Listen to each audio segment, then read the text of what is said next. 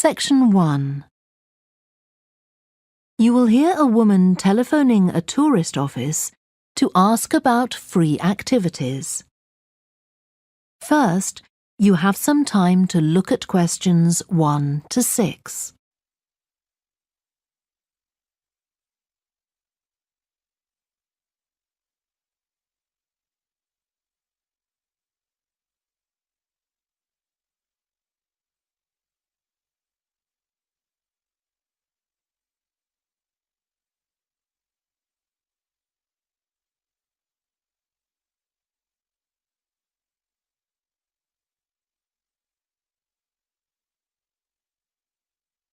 You will see that there is an example that has been done for you. On this occasion only, the conversation relating to this will be played first. Good morning, this is Burnham Tourist Office, Martin speaking. Oh, hello. I saw a poster about free things to do in the area, and it said people should phone you for information. I'm coming to Burnham with my husband and 2 children for a few days on June the 27th, or possibly the 28th, and I'd like some ideas for things to do on the 29th. Yes, of course. The date that the woman wants information about is the 29th of June, so the letter C has been circled. Now we shall begin.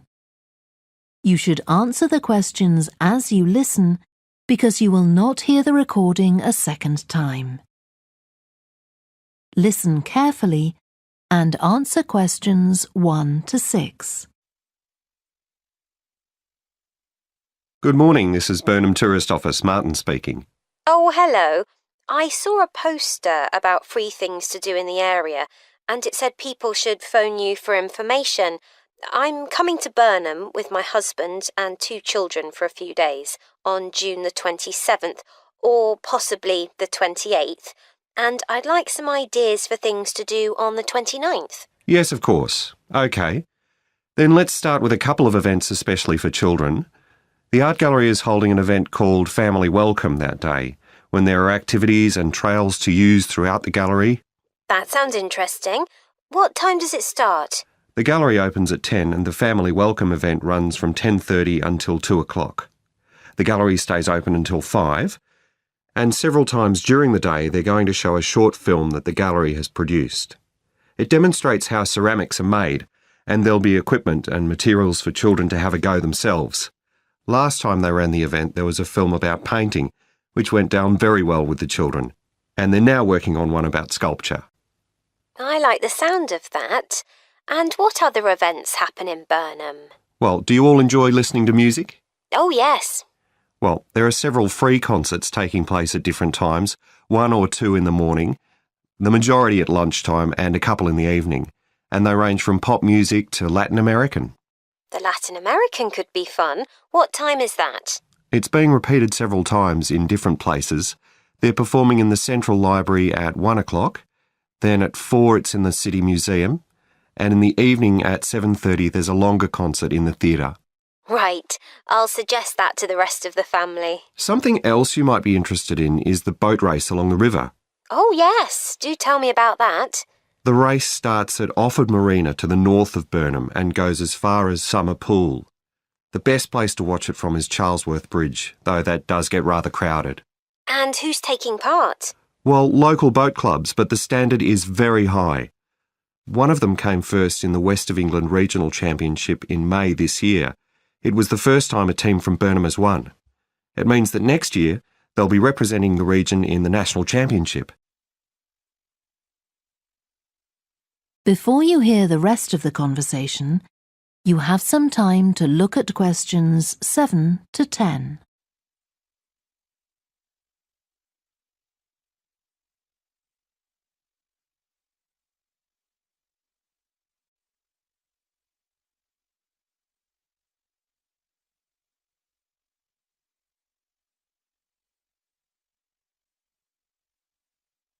Now listen and answer questions 7 to 10. Now, I've heard something about Paxton Nature Reserve. It's a good place for spotting unusual birds, isn't it? That's right, throughout the year. There is a lake there as well as a river, and they provide a very attractive habitat. So it's a good idea to bring binoculars if you have them. And just at the moment you can see various flowers that are pretty unusual. The soil at Paxton isn't very common. They're looking good right now. Right. My husband will be particularly interested in that. And there's going to be a talk and slideshow about mushrooms, and you'll be able to go out and pick some afterwards and study the different varieties. Uh-huh. And is it possible for children to swim in the river? Yes, part of it has been fenced off to make it safe for children to swim in. It's very shallow and there's a lifeguard on duty whenever it's open. The lake is too deep, so swimming isn't allowed there. OK, we must remember to bring their swimming things in case we go to Paxton. How long does it take to get there by car from Burnham? About 20 minutes, but parking is very limited, so it's usually much easier to go by bus, and it takes about the same time. Right. Well, I'll discuss the options with the rest of the family. Thanks very much for all your help. You're welcome. Goodbye. Bye. That is the end of section 1. You now have half a minute to check your answers.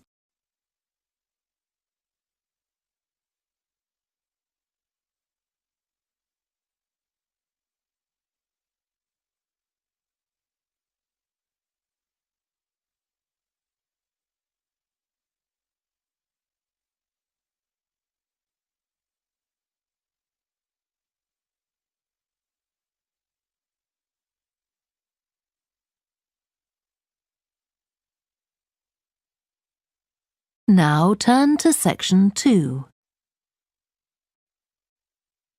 Section 2. You will hear a talk given by a woman called Shona Ferguson about changes in a town called Barford. First, you have some time to look at questions 11 to 15.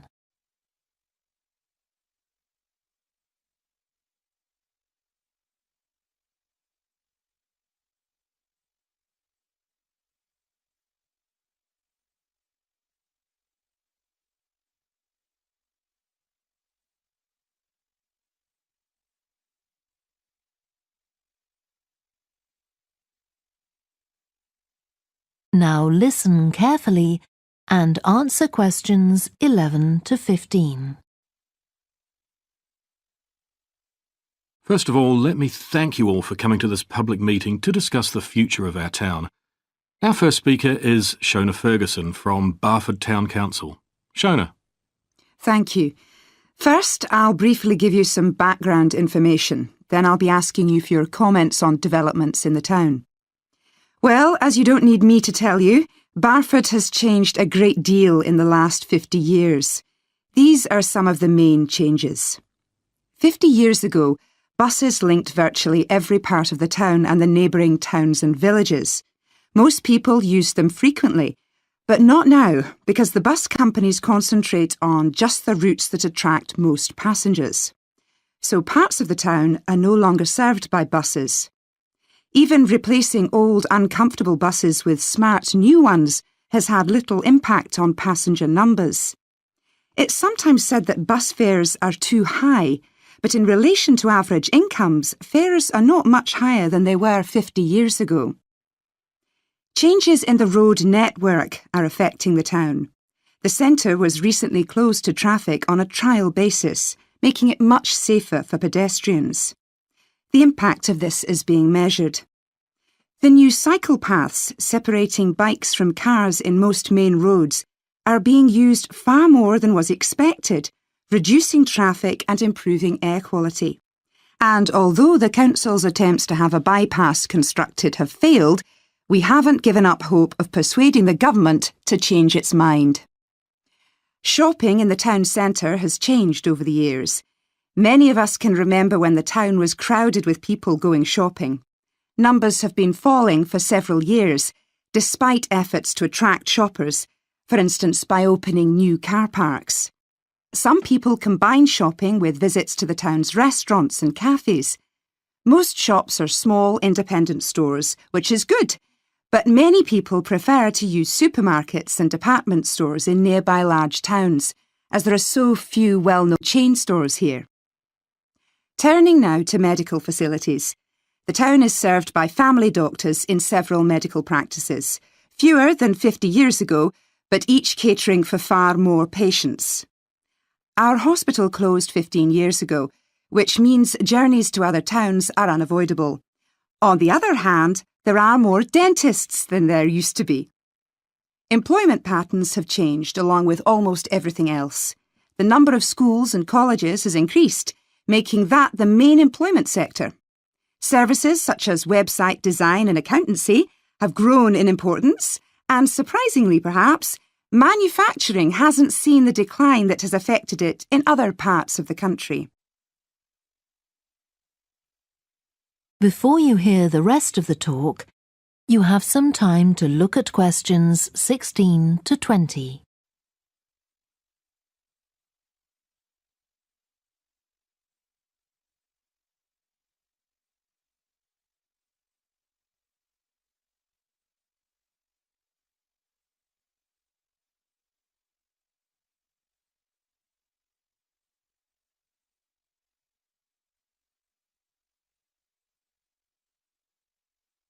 Now listen and answer questions 16 to 20. Now I'll very quickly outline current plans for some of the town's facilities, before asking for your comments. As you'll know if you regularly use the car park at the railway station, it's usually full. The railway company applied for permission to replace it with a multi-storey car park, but that was refused. Instead, the company has bought some adjoining land, and this will be used to increase the number of parking spaces. The Grand, the old cinema in the High Street, will close at the end of the year and reopen on a different site. You've probably seen the building under construction. The plan is to have 3 screens with fewer seats rather than just the one large auditorium in the old cinema. I expect many of you shop in the indoor market.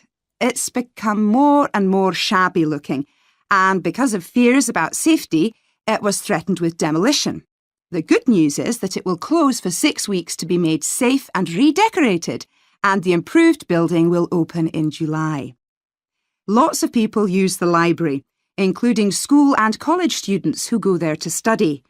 The council has managed to secure funding to keep the library open later into the evening, twice a week. We would like to enlarge the building in the not-too-distant future, but this is by no means definite. There's no limit on access to the nature reserve on the edge of town, and this will continue to be the case. What will change, though, is that the council will no longer be in charge of the area. Instead, it will become the responsibility of a national body that administers most nature reserves in the country. OK, now let me ask you if you have... That is the end of section 2. You now have half a minute to check your answers.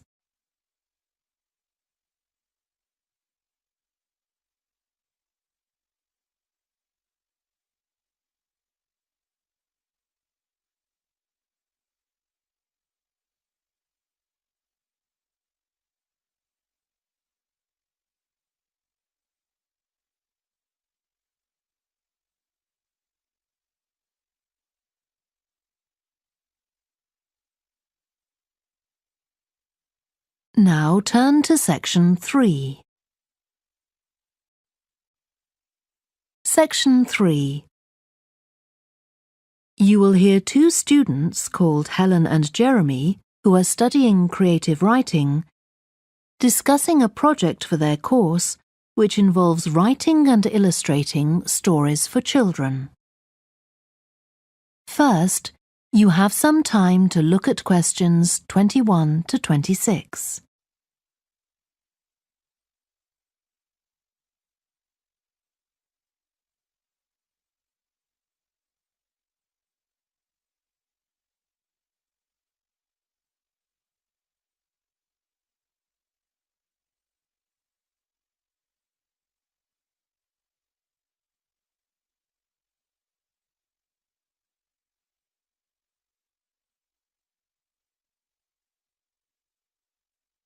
Now listen carefully and answer questions 21 to 26.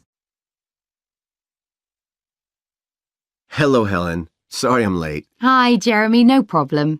Well, we'd better work out where we are on our project, I suppose. Yeah, I've looked at the drawings you've done for my story, The Forest, and I think they're brilliant. They really create the atmosphere I had in mind when I was writing it. Oh, I'm glad you like them. There are just a few suggestions I'd like to make. Go ahead. Now, I'm not sure about the drawing of the cave. It's got trees all around it, which is great, but the drawing's a bit too static, isn't it? I think it needs some action. Yes, there's nothing happening.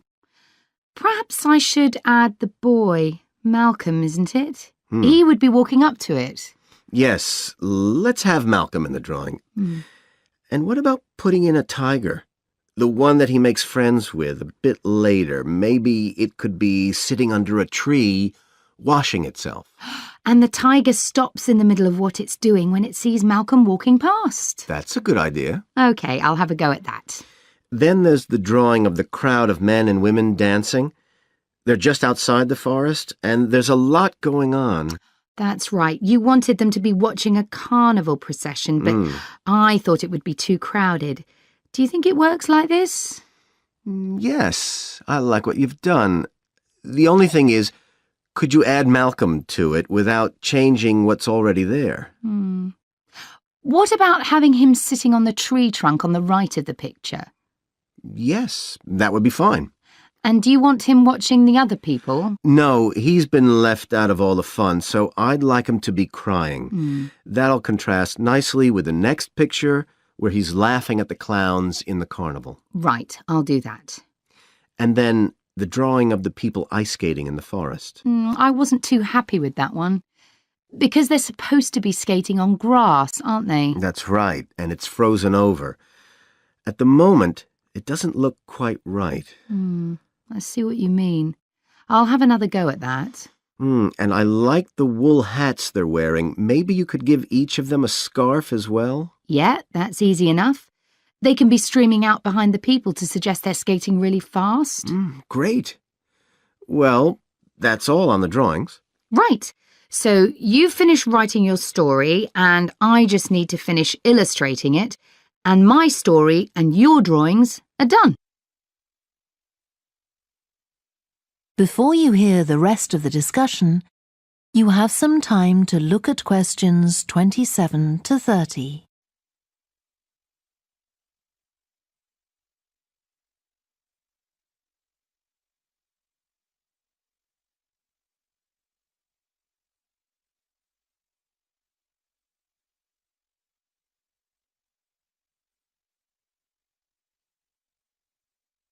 Now listen and answer questions 27 to 30. So the next thing is to decide what exactly we need to write about in the report that goes with the stories and how we're going to divide the work. Right, Helen. What do you think about including a section on how we planned the project as a whole, Jeremy? That's probably quite important. Yeah, well, you've had most of the good ideas so far.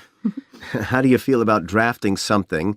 Then we can go through it together and discuss it. OK, that seems reasonable.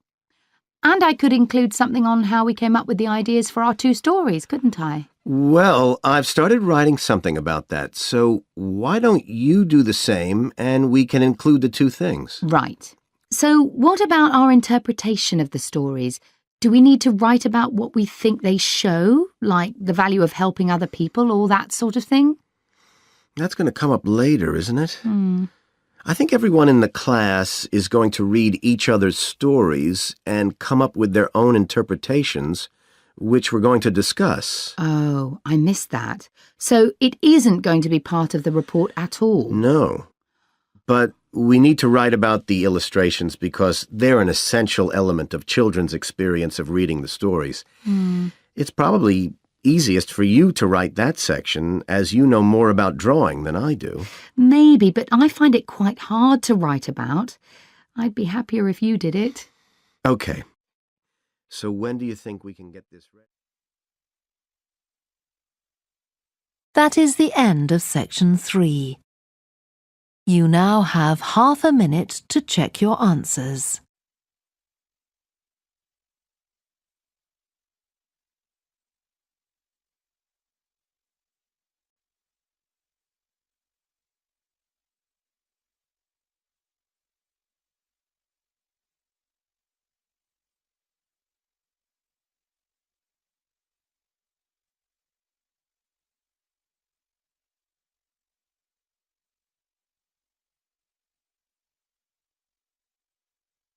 Now turn to section 4.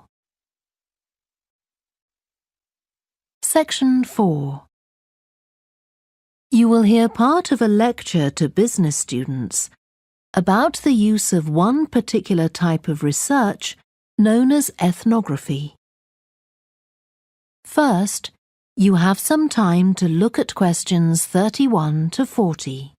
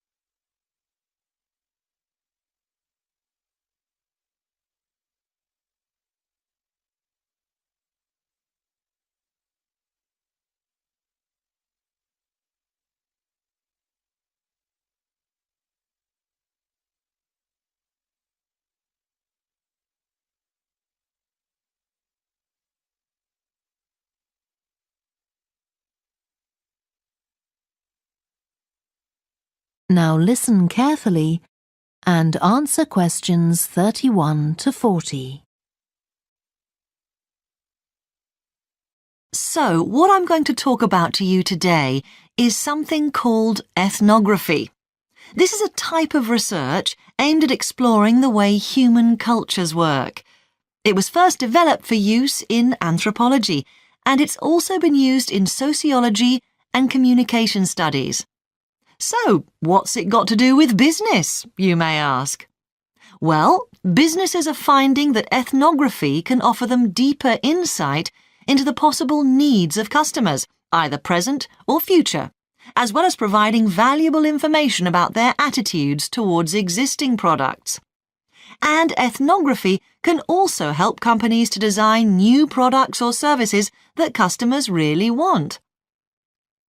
Let's look at some examples of how ethnographic research works in business. One team of researchers did a project for a company manufacturing kitchen equipment. They watched how cooks used measuring cups to measure out things like sugar and flour. They saw that the cooks had to check and recheck the contents because although the measuring cups had numbers inside them, the cooks couldn't see these easily. So a new design of cup was developed to overcome this problem, and it was a top seller. Another team of ethnographic researchers looked at how cell phones were used in Uganda, in Africa. They found that people who didn't have their own phones could pay to use the phones of local entrepreneurs.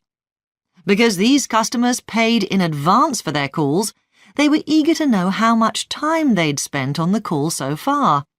So the phone company designed phones for use globally with this added feature. Ethnographic research has also been carried out in computer companies. In one company, IT systems administrators were observed for several weeks. It was found that a large amount of their work involved communicating with colleagues in order to solve problems, but that they didn't have a standard way of exchanging information from spreadsheets and so on.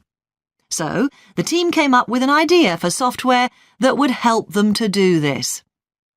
In another piece of research, a team observed and talked to nurses working in hospitals. This led to the recognition that the nurses needed to access the computer records of their patients no matter where they were. This led to the development of a portable computer tablet that allowed the nurses to check records in locations throughout the hospital. Occasionally, research can be done even in environments where the researchers can't be present. For example, in one project done for an airline, respondents used their smartphones to record information during airline trips, in a study aiming at tracking the emotions of passengers during a flight.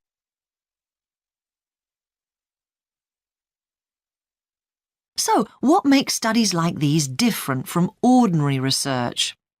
Let's look at some of the general principles behind ethnographic research in business. First of all, the researcher has to be completely open-minded. He or she hasn't thought up a hypothesis to be tested, as is the case in other types of research.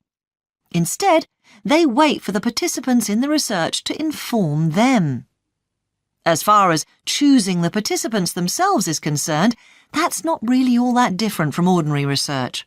The criteria according to which the participants are chosen may be something as simple as the age bracket they fall into, or the researchers may select them according to their income, or they might try to find a set of people who all use a particular product, for example.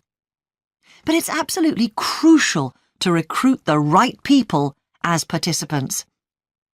As well as the criteria I've mentioned, they have to be comfortable talking about themselves and being watched as they go about their activities.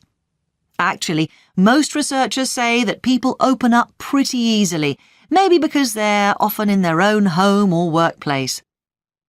So, what makes this type of research special is that it's not just a matter of sending a questionnaire to the participants. Instead, the research is usually based on first-hand observation of what they are doing at the time. But that doesn't mean that the researcher never talks to the participants. However, unlike in traditional research, in this case, it's the participant rather than the researchers who decides what direction the interview will follow. This means that there's less likelihood of the researcher imposing his or her own ideas on the participant. But after they've said goodbye to their participants and got back to their office, the researcher's work isn't finished. Most researchers estimate that 70 to 80% of their time is spent not on the collecting of data, but on its analysis, looking at photos, listening to recordings and transcribing them, and so on. The researchers may end up with hundreds of pages of notes. And to determine what's significant, they don't focus on the sensational things or the unusual things. Instead, they try to identify a pattern of some sort in all this data and to discern the meaning behind it. This can result in some compelling insights that can, in turn, feed back to the whole design process. That is the end of section 4. You now have half a minute to check your answers.